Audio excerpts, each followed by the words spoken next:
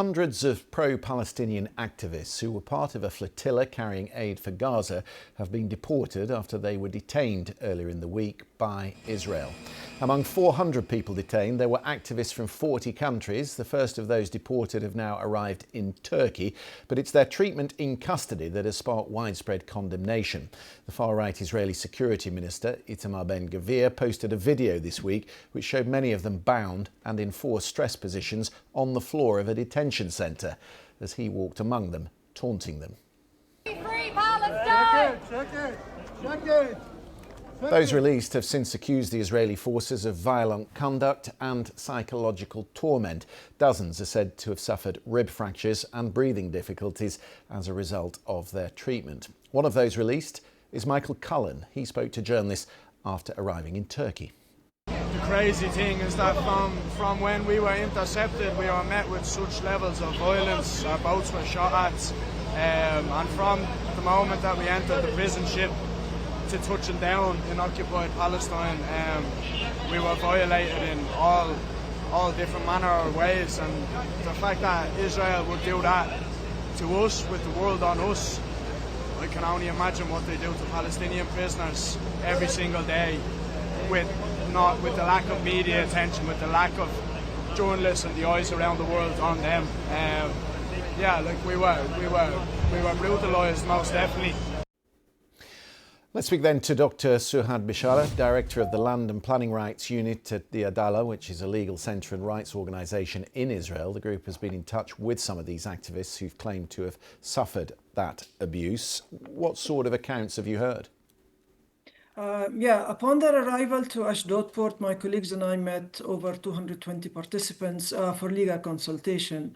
And I have to say that representing flotilla activists for the past 10 years, I can definitely say that this was one of the most violent and harshest treatments of activists during all of these years. And it seems from the pictures that we're drawing that there were systematic and pattern types of violence that included hitting participants on their ribs.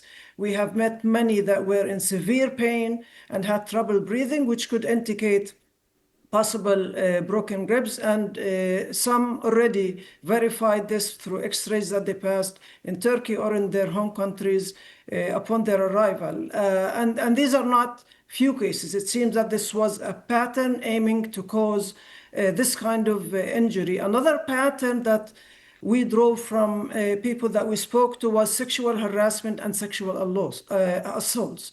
We spoke to participants who suffered from severe physical violence, humiliation, ripping of hijabs, slapping and degrading treatment, and a few were injured from shooting of rubber bullets. We are aware of 2, possibly 3 cases where participants had to be hospitalized for medical treatment.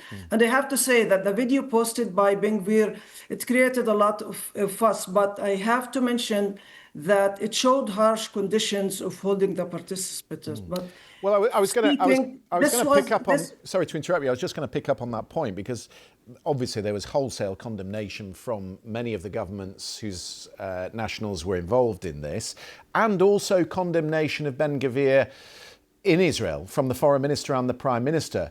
But what I've not heard is condemnation of the treatment of those who were detained. What has the government said about that?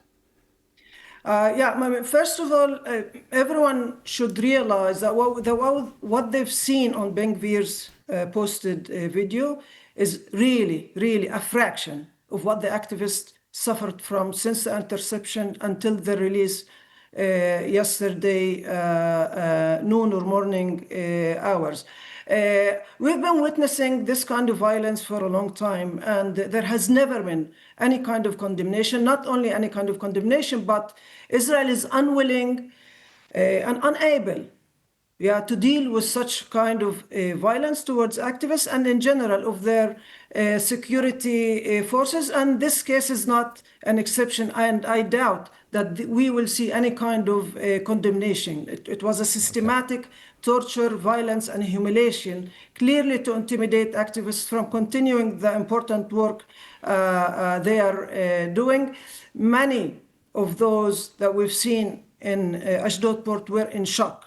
some of them unable even to speak, not only because of what we have experienced personally, but also they suddenly, we realized that they cannot even begin to imagine what Palestinian prisoners face on a day-to-day basis in Israeli prison. Needless to mention, of course, the suffering of the Palestinians in Gaza, which was the target of this flotilla mission. Dr. Suhad, we'll have to leave it there. Thank you very much. And if a member of the Israeli government wants to come on and respond to those allegations, we would, of course, be keen to hear it.